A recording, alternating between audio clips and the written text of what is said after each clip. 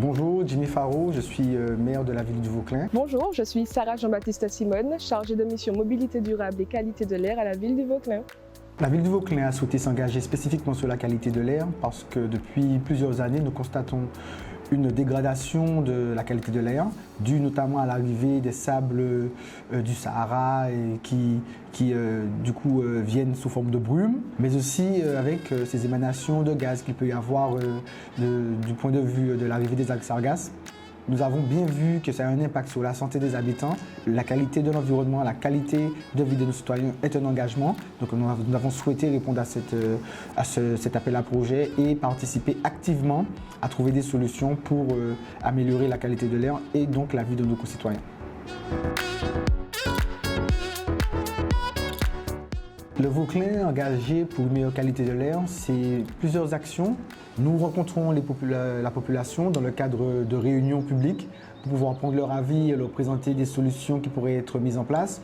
Nous organisons aussi des réunions en interne avec les services de la préfecture ou Madininaire, des partenaires pour pouvoir justement penser à ce qui pourrait être fait. C'est vraiment une multitude de projets que nous essayons de mettre en place.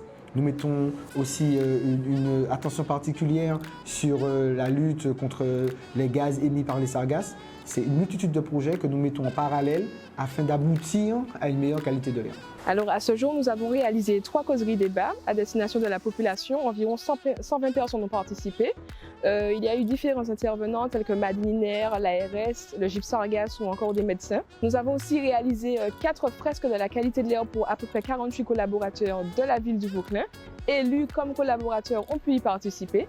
Et nous avons aussi organisé 2 ateliers thématiques sur la qualité de l'air. Le premier portait sur la qualité de l'air sur la santé. Le deuxième atelier portait sur le brûlage des déchets verts à destination du service environnement principalement. Et nous avons aussi réalisé une campagne de mesures citoyennes de particules fines. Et suite à la prise de mesures de chaque personne, nous avons pu faire un atelier où les personnes partageaient leur expérience afin de trouver des solutions communes pour améliorer la qualité de l'air au Vauclin.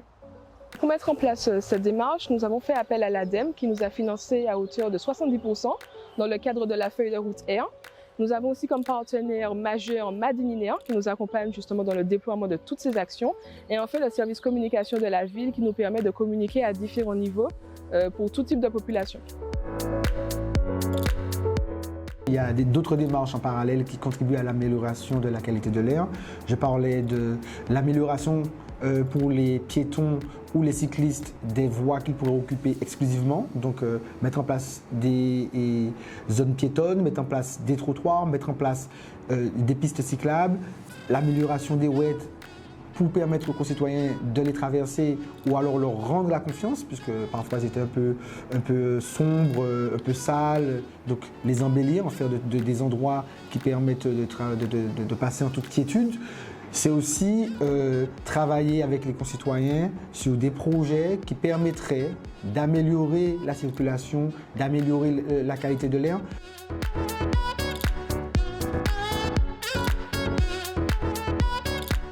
Nous souhaitons sensibiliser un maximum de personnes autour des mobilités douces et de la qualité de l'air afin qu'une prise de conscience généralisée surgisse.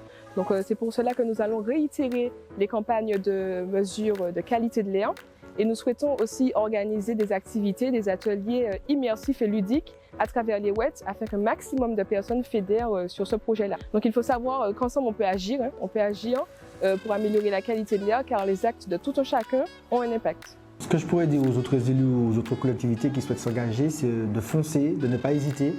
Il y a une multitude de choses à faire, il y a des gens très qualifiés qui nous accompagnent, que ce soit des entreprises ou des organismes spécialistes qui nous accompagnent dans nos démarches, qui nous aident à monter les projets, qui nous aident à aller chercher les fonds pour vraiment réaliser ces projets, les partager avec la population, faire remonter tout ce que la population nous dit, nous demande, pour vraiment que ce projet soit adapté à la fois aux besoins de nos concitoyens, mais aussi aux besoins de la planète, de mieux respirer. Il n'y a vraiment pas de difficulté et au contraire, on avance vite et bien.